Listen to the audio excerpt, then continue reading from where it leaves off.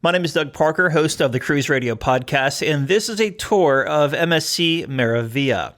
Before we get to the tour, if you'd like to see more videos, subscribe to the channel and give the video a thumbs up. All right, so MSC Meravia was built in 2017. She is 1,036 feet long, carries 5,655 passengers, and weighs in at 171,589 gross registered tons. Okay, so first off, this is a really big ship with 19 decks. So we're going to start down on deck 5. Deck 4, there's a tender point there in the medical center, which I did not get footage of. But deck 5 is the first floor where the main atrium is. This is where guest services is located and shore excursions, as well as the infinity bar. They have a nice open space down here and a piano player that plays in the evening time. So other than that, the only other area aside from the staterooms is going to be the Waves restaurant. That's also located on deck 5. This is one of the main dining rooms, and it's also the dining room that serves the sit-down breakfast, both on sea days and port days. The times do vary, though. The sea day port breakfasts, they seem to be a little bit longer, whereas the port day breakfast seems to be like maybe an hour and a half or only a 2-hour window. Up to deck 6, we'll start in the forward part of the ship where you'll find the Broadway Theater. This is where the production shows are held. They have your typical song and dance type shows in here, as well as a really funny comedy show. If you're into improv comedy, it's called Beer Prov. We really enjoyed watching the performers kind of bounce off the crowd, and because it's called Beer Prov, they are drinking while they're doing it, but not getting too sloppy. There are 2 main banks of elevators on MSC Meravia. 6 elevators are located on the forward bank, and there are 10 elevators located in the aft bank. And there's one offset of elevators as well. It's more towards the midship, and there's one on the port side and one on the starboard side. So if you're on deck 5, it would be located on the left or right of the guest services area. The promenade on this ship is really stunning. It spans 2 decks, and this is one of the longest promenades at sea. I think the Grandiosa might be a little bit longer because the ship is a little longer in size. Now, walking forward, you have the chocolate shop on your port side. Every bit of chocolate that is served on this ship is actually made right here at this chocolate shop. You can also purchase custom-made chocolate bars in these giant chocolate chips that are milk chocolate, dark chocolate, or white chocolate. It's like $22 or so, but yeah, it would probably take you forever to eat that thing. Now on the starboard side here, right across from the chocolate shop, is the Hola Tapas. This is a tapas venue that is a la carte, also known for really good sangria. When we were eating dinner in here, people were just dropping in for a glass of sangria and leaving, so it must be really good there.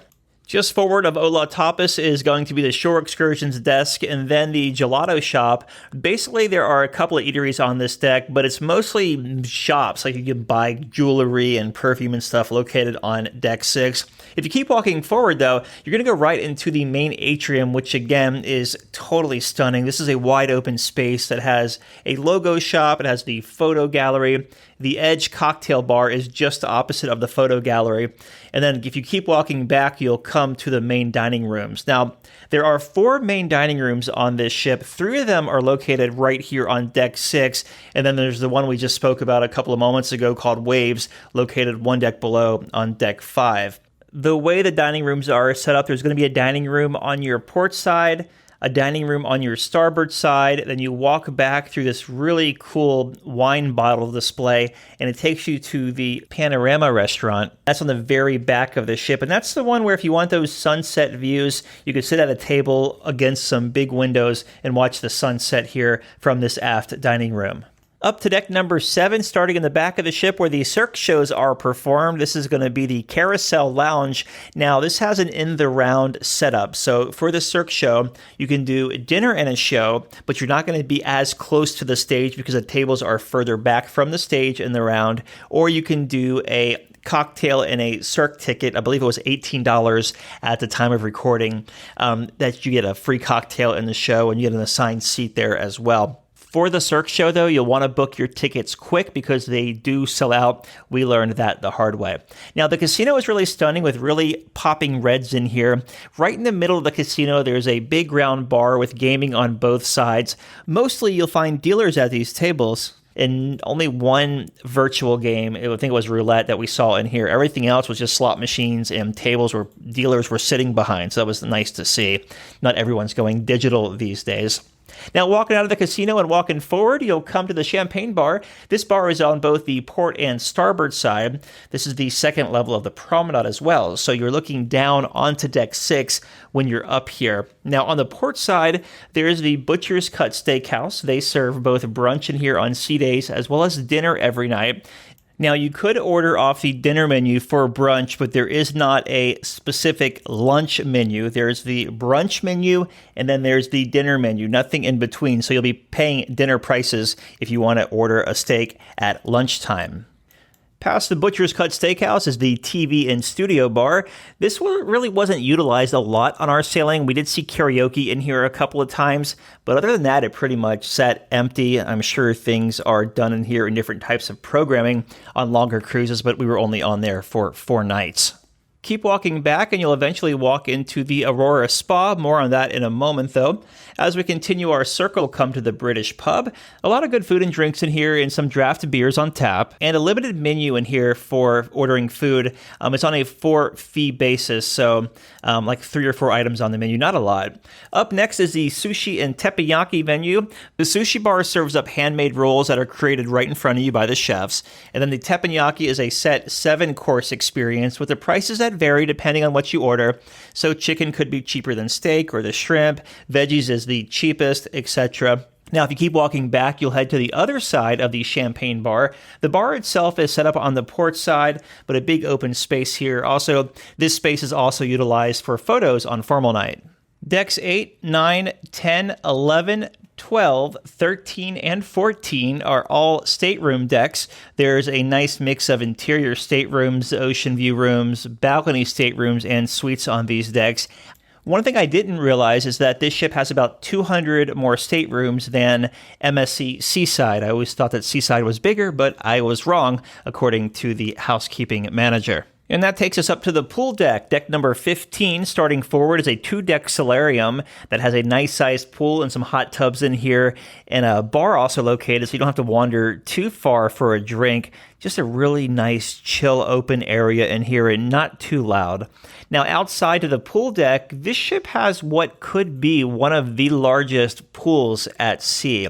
I mean, probably running neck and neck with maybe the pool on Celebrity Edge, but this is a pretty long pool.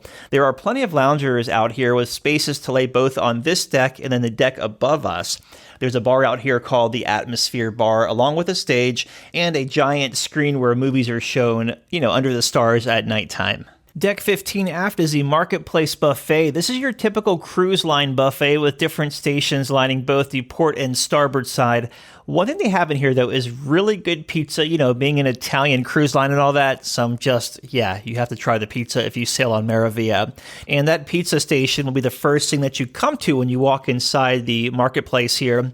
Then it splits off to both the port and starboard. There's also a really cool glass-enclosed mozzarella making station where they're making cheeses throughout the day that they're using around the ship, and they're actually serving it like from here right to the buffet or right to the pizza joints. So it's really cool. Different food stations throughout here as well. You have your meat carving station, salad, ethnic foods, breads, cheeses, and desserts. As far as seating goes, there are plenty of seats on both sides of the marketplace. And if you want to sit outside, you can do that too. All you have to do is walk through the port or starboard side door, and then boom, there's probably a dozen or so tables out here. Up to deck number 16, you'll find the jogging track that starts by the pool and then goes around to the back of the ship through the aft pool. Kind of this little big circle there. Yeah, it's a track, right? The aft pool seemed to be the hot spot on our sailing because it really gives you that connection with the ocean that you might not otherwise get when you're hanging out by that midship pool down a deck. Now, the seating back here is tiered, so there are different levels of loungers, but for the most part, there seem to be plenty of them available. You're not going to not find a seat here on MSC Meraviglia. We had 2 sea days, and we never had an issue either sea day. Just inside Deck 16 is the Sportsplex. That's where you'll find your arcade with your typical games. And then just forward to the arcade, there are 2 Formula One simulators, as well as 2 bowling alleys and a flight simulator and a virtual reality movie theater type thing in here as well. All these are extra costs. I believe like the Formula One racing car was $10 for 8 minutes or so. You'll also find an indoor basketball court back here. This ship reminds me a lot of Royal Caribbean's Quantum class ships with the indoor basketball area which on their ships is the bumper car area, but you also have the long promenade and also the aft lounge with the windows back there where it's their 270 lounge. It's the carousel lounge on this ship. Deck 18 is where you'll find the kids program and the teens program called Do Re Mi Land. There are computer terminals and a bunch of Lego activities in here because MSC has that Lego partnership.